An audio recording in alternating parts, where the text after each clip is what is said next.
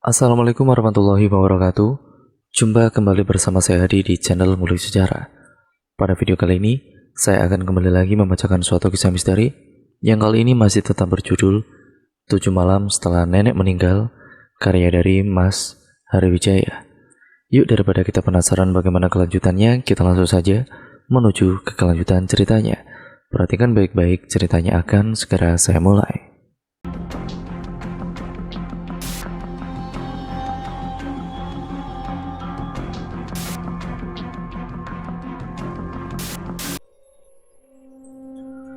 Malam itu sebuah lampu kendaraan menyala menerangi halaman rumah. Gerbang pun dibuka, bunyi roda besi terdengar menandakan seseorang datang, diiringi dengan suara sepeda motor yang menggema di sunyinya malam. Motor ayah lalu berhenti dan terparkir di halaman rumah. Saat itu motornya membawa seseorang di jok belakang. Ki Ronggo dengan pakaian sweater abu-abu dan rambut yang diikat rapi turun dari motor ayah.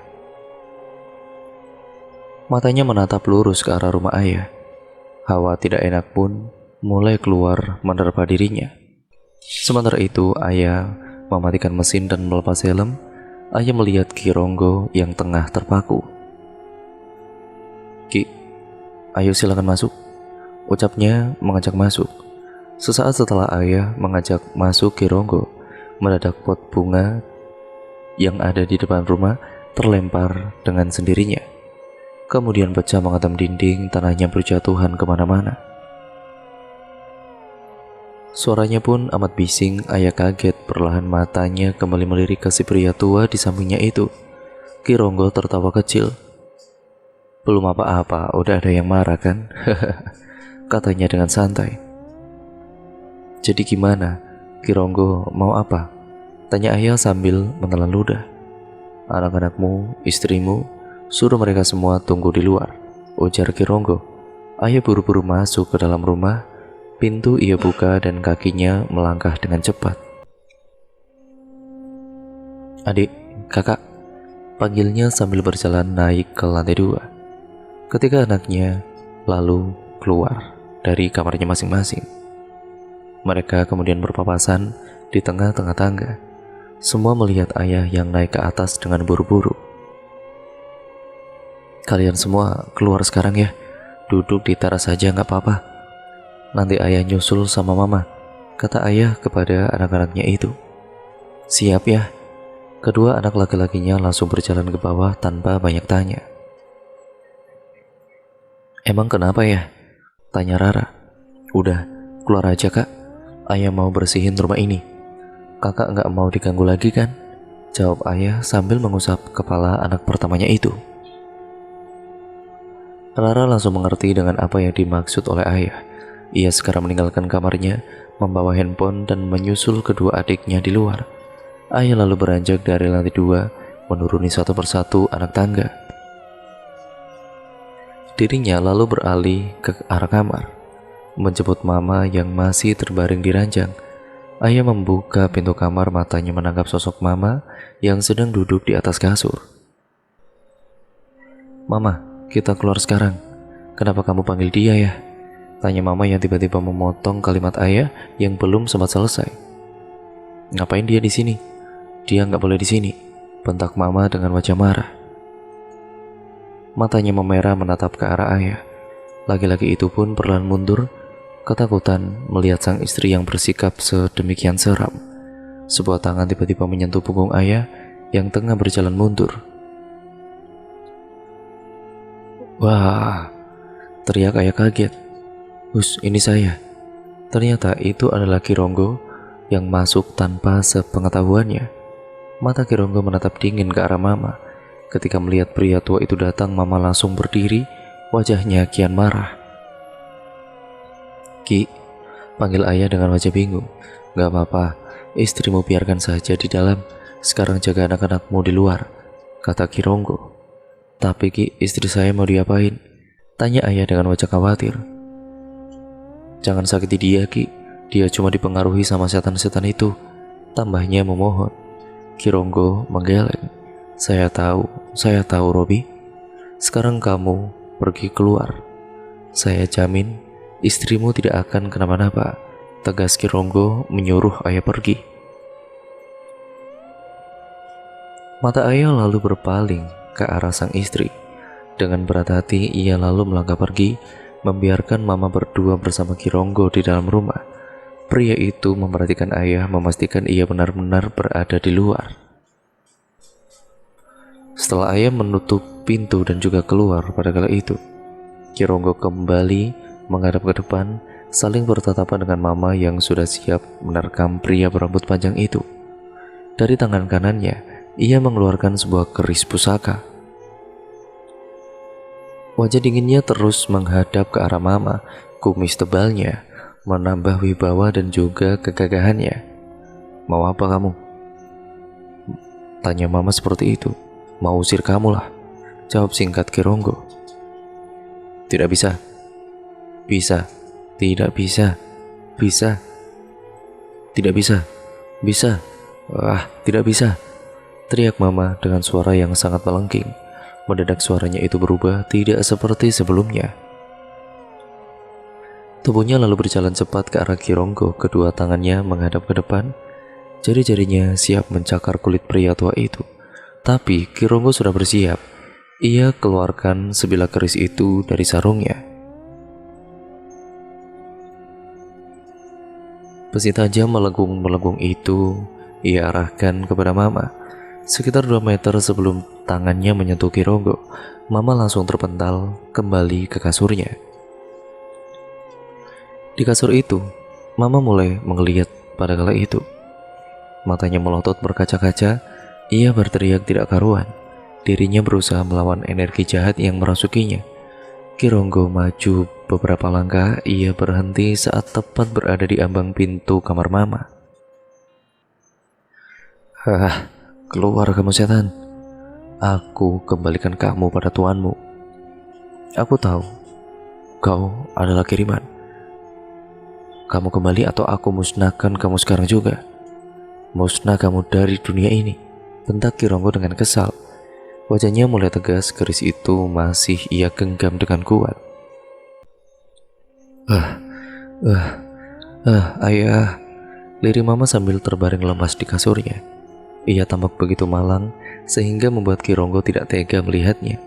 Pria tua itu melangkah ke kasur, mendekati mama yang tidak berdaya di sana, tapi matanya masih waspada. Kakinya pun berjalan pelan. Sebilah kerisnya masih ada di tangannya, bersiap untuk segala kemungkinan yang bisa saja terjadi. Mbak gak apa-apa kan? Tanya Kironggo memastikan kondisi mama. Mama lalu berbaring dengan posisi wajah yang tertutup rambut. Sambil menghela nafas, Kironggo menarik rambut yang menutupi wajahnya. Rambut itu ia kemudian buka perlahan, helai demi helai. Tiba-tiba mama berteriak keras dan langsung memegang tangan Kironggo. Lalu ia menggigit tangan pria tua itu sekuat tenaga. Teriak Kironggo kesakitan. Tangan mama lalu berpindah, berniat menyerang bagian tubuh yang lain. Dengan brutal ia mencakar-cakar leher Kironggo hingga berdarah. Kironggo terus mengerang kesakitan merasakan perihnya kuku mama menggores kulitnya. Sebelum dirinya kian parah, ia tempelkan besi keris di tangannya ke kepala mama. Sontak mama merasakan panas di tubuhnya. Gigitan itu ia lepas. Tubuh wanita yang dalam kendali setan itu lalu berguling-guling dan bergerak sembarang arah di atas kasur, membuat kasur itu berguncang dan mengeluarkan bunyi yang berisik. Sambil menahan sakit, Kironggo mundur perlahan. Ia bersandar di tembok, matanya menatap tangannya yang tadi terkena gigitan. Luka gigitan itu bukan luka biasa, melainkan lebih mirip luka bakar, sedangkan darahnya mengucur di lehernya yang terkena cakaran. Tangan kiri Kironggo lalu memegangi luka di leher itu. Sialan kamu. Kironggo mengangkat tangan kanannya yang memegang keris. Kembali ia arahkan keris itu ke arah mama. Mama pun kemudian mulai terkulai lemas di atas kasur itu. Mulut Kironggo komat-kamit membaca mantra. Tangan kirinya yang semula memegangi leher kini berpindah ke saku sweaternya. Dari dalam saku itu, ia mengeluarkan sebuah bubuk putih. Bubuk-bubuk itu ia tebarkan ke arah depan sambil terus membaca mantra. Kamu tidak akan mampu menandingi aku. Aku bisa saja ambil nyawa kamu. Jangan main-main, jangan ikut campur jika masih sayang nyawa. Ucap sosok makhluk tidak kasat mata yang suaranya begitu besar dan menggema di seisi kamar. Tangan Kironggo mulai gemetar tidak karuan, begitu juga dengan kerisnya. Mata Kironggo terpejam, mulutnya tetap bertahan membacakan mantra andalannya. Pertarungan dan adu kekuatan tidak terlihat sedang terjadi. Tapi kekuatan yang dilawannya begitu besar, badannya pun mulai goyah. "Pergi kamu!" Suara teriakan terdengar di dalam kamar itu. Setelah teriakan itu, keris milik Kironggo terbelah menjadi dua. Bahkan pergelangan tangan dukun itu sampai terkilir. Ia lalu jatuh terpental dan menabrak dinding. Badannya mulai berat dan juga panas.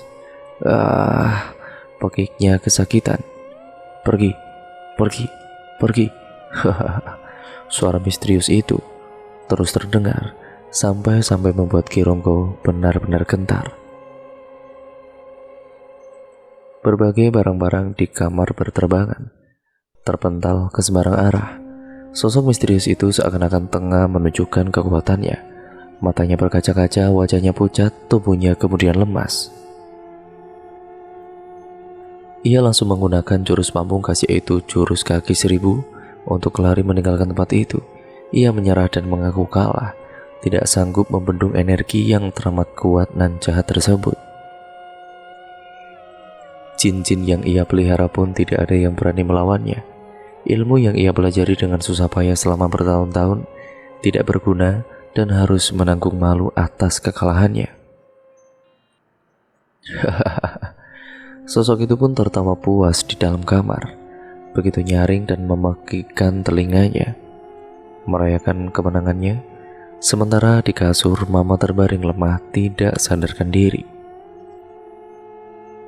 Suara air terjatuh ke lantai terdengar beberapa kali. Di dalam kamar mandi, tangan Rara yang memegang gayung menyiram sekujur tubuhnya, memberinya kesegaran di pagi hari ini. Rambutnya basah, matanya terpejam saat busa-busa sampo muncul di kepalanya. Wangi harum pun memenuhi seisi ruangan. Kaki Rara berpijak pada lantai kamar mandi yang basah. Satu helai, dua helai rambut rontok berjatuhan. Tapi rambut itu lebih panjang dari rambut Rara. Ya jelas itu bukan rambut Rara. Helai demi helai, rambut misterius itu berjatuhan ke lantai kamar mandi. Saking banyaknya, Rara biasa ataupun bisa merasakan kakinya yang menginjak sesuatu. Buru-buru ia siram kepala dan wajahnya menghilangkan busa yang membuat perih di matanya. Setelah busa itu hilang, ia menatap ke lantai. Tampak begitu banyak rambut yang sudah bersebaran di lantai kamar mandi. Beberapa bahkan tersangkut di lubang saluran air. Wajah Rara bingung, matanya menatap aneh kejadian itu. Ia langsung membilas tubuhnya, lalu dengan cepat mengambil handuk. Matanya masih terus menatap ke kumpulan rambut asing yang ada di lantai itu. Rambut yang sangat panjang, lebih dari panjang rambut Rara. Satu helai, dua helai rambut itu terus bertambah, berjatuhan dari atas. Rara pun menelan ludah, wajahnya mulai ketakutan. Nafasnya pun tidak karuan. Perlahan kepalanya mendongak ke atas, menatap ke arah jatuhnya rambut-rambut itu. Saat matanya tepat melihat ke langit-langit kamar mandi, tidak ada apa-apa di sana. Rara bernafas lega, lalu ia bergegas pergi dan mengabaikan rambut itu. Rara membalikkan badannya. Tiba-tiba sosok perempuan bergaun putih lusuh berdiri tepat di depannya.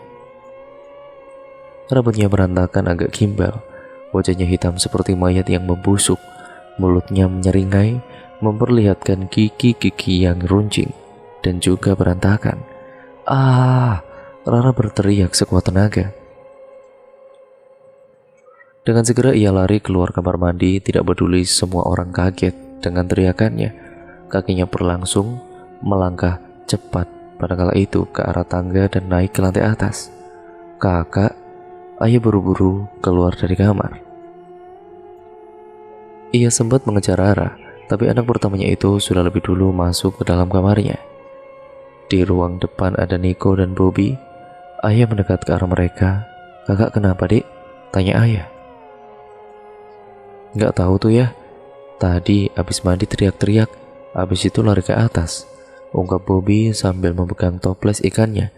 Ayah lalu menghela nafas, ia langsung beralih ke kamar mandi.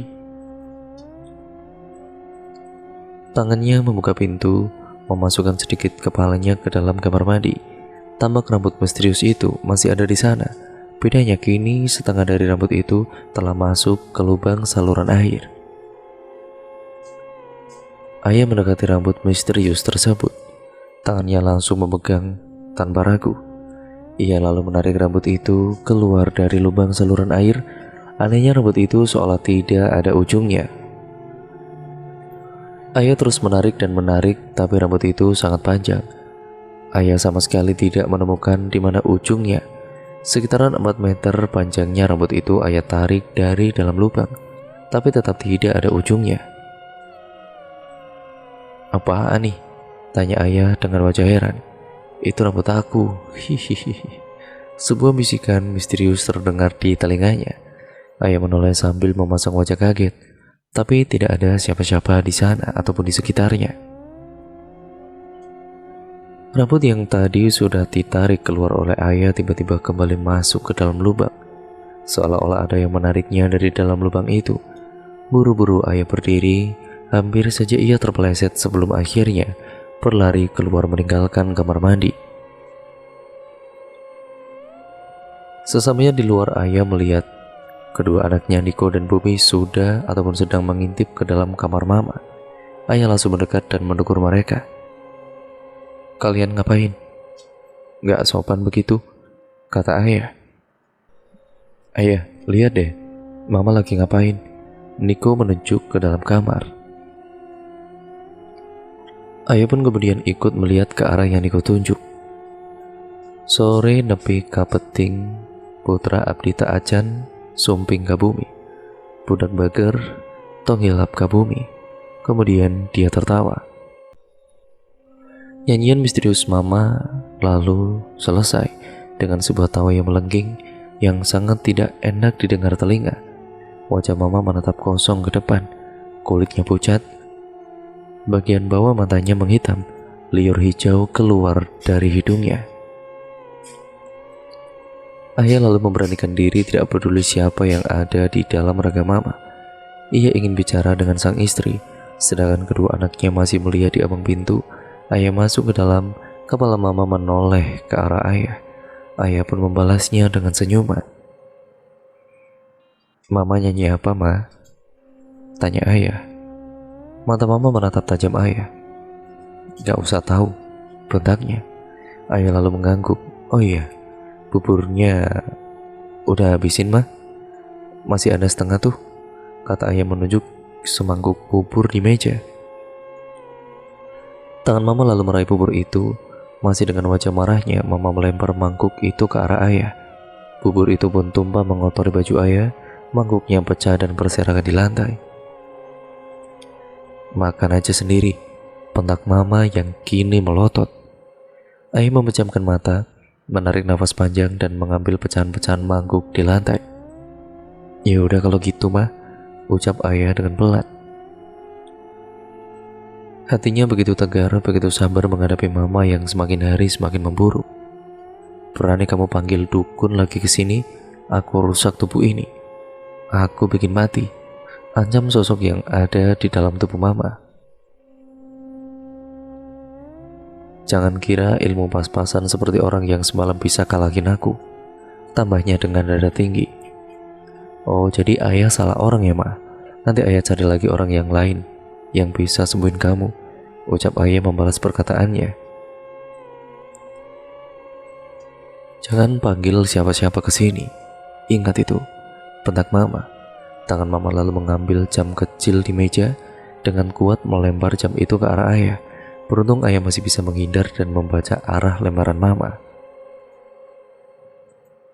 Aku matiin saja.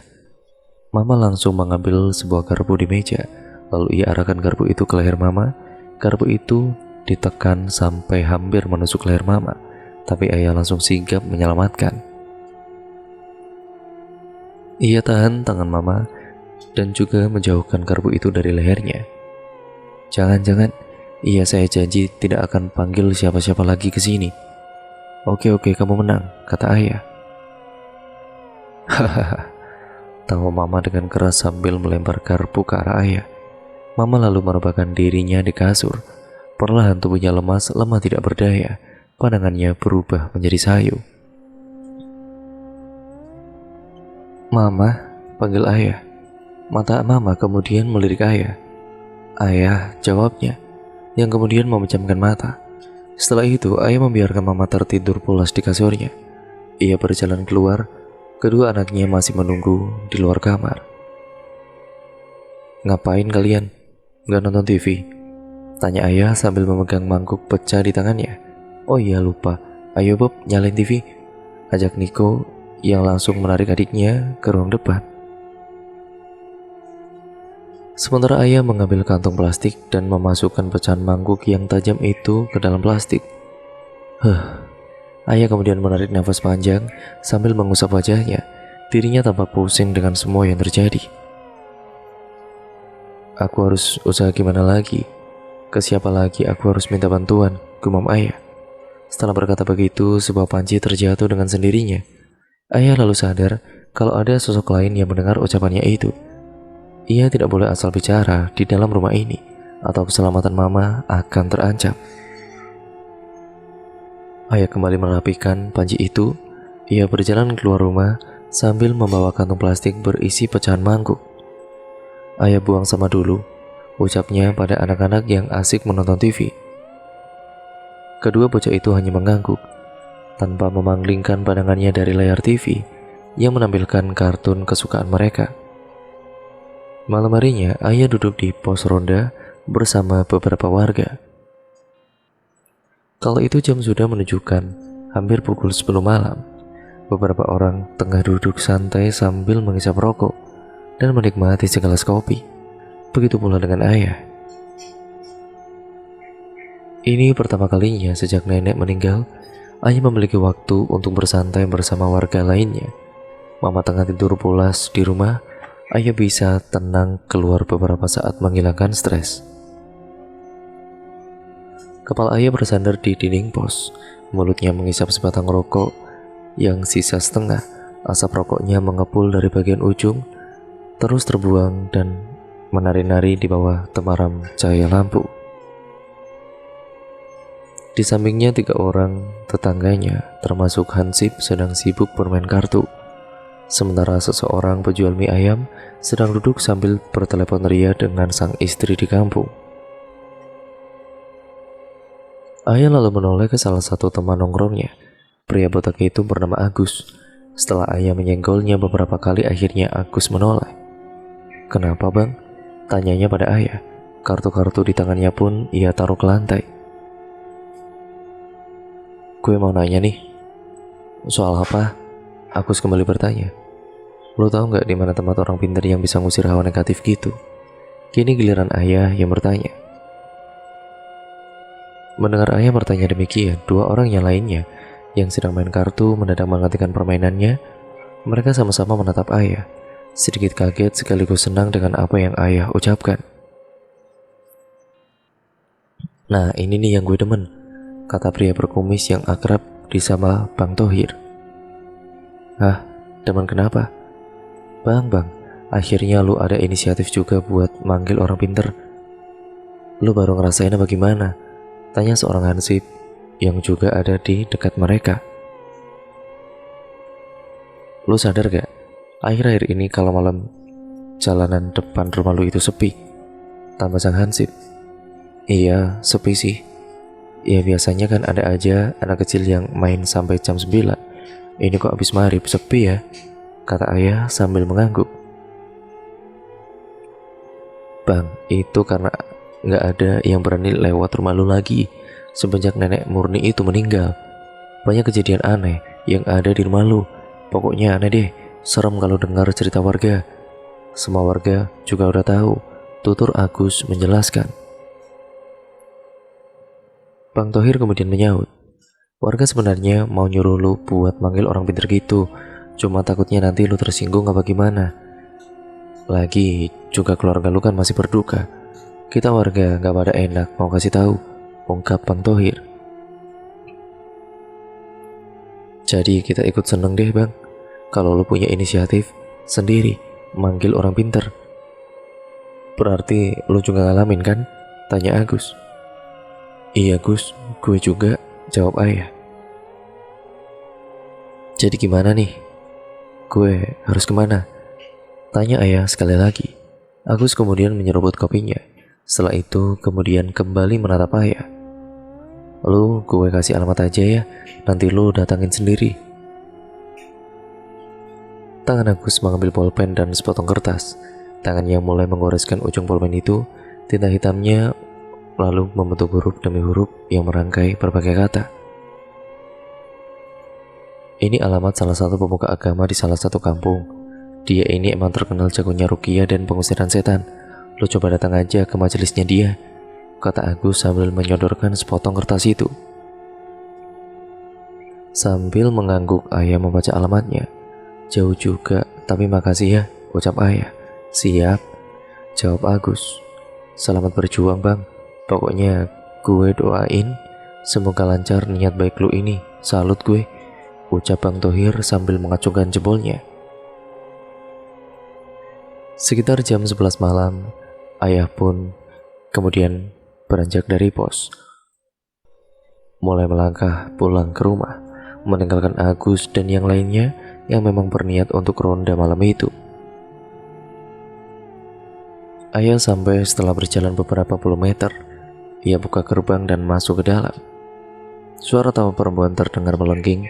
Dari balkon lantai, sesosok perempuan berambut panjang dan gimbal duduk sambil menggoyang-goyangkan kakinya. Wajah busuknya menatap ayah yang berjalan menuju pintu rumah. Bagian matanya menghitam dan mulutnya tersenyum lebar, memamerkan gigi-giginya yang runcing. Astagfirullah, ucap ayah yang langsung memalingkan wajahnya. Ia buka pintu rumah dan buru-buru masuk. Penampakan itu seakan menjadi ancaman dari sang setan supaya ayah tidak berbuat macam-macam. Bobi, Niko, kalau ngantuk balik ke kamar dong, kata ayah yang langsung mematikan TV. Sementara kedua anak laki-lakinya yang semula tertidur di sofa langsung bangkit dan berjalan sedikit sempoyongan ke lantai atas. Ayah lalu bergegas masuk ke kamar untuk mengistirahatkan diri. Ia berjalan ke kamar, mengabaikan segala perasaan tidak enak yang hinggap di tubuhnya. Ia masuk ke kamar berbaring dan menutup setengah badannya dengan selimut. Suara perempuan yang sedang bersenandung terdengar dari luar kamarnya. Namun ayah mengabaikan itu. Ia memilih memejamkan matanya alih-alih mengurusi gangguan-gangguan itu. Dan cerita pun akhirnya bersambung lagi ke part yang selanjutnya ya teman-teman. Bagaimana nih kelanjutan ceritanya? Kalian pasti akan menantikannya terus kan teman-teman, karena ceritanya akan semakin seru. Nah, terima kasih untuk kalian yang sudah menyimak pada part kali ini. Jangan lupa nantikan part selanjutnya. Jangan lupa untuk like, comment, dan share, serta subscribe channel ini untuk kalian yang belum subscribe, serta nyalakan tombol lonceng notifikasinya agar kalian ini tidak ketinggalan video terbaru selanjutnya dari channel ini. Sekian, terima kasih. Kurang lebihnya mohon maaf. Sampai berjumpa di video terbaru selanjutnya. Wassalamualaikum warahmatullahi wabarakatuh.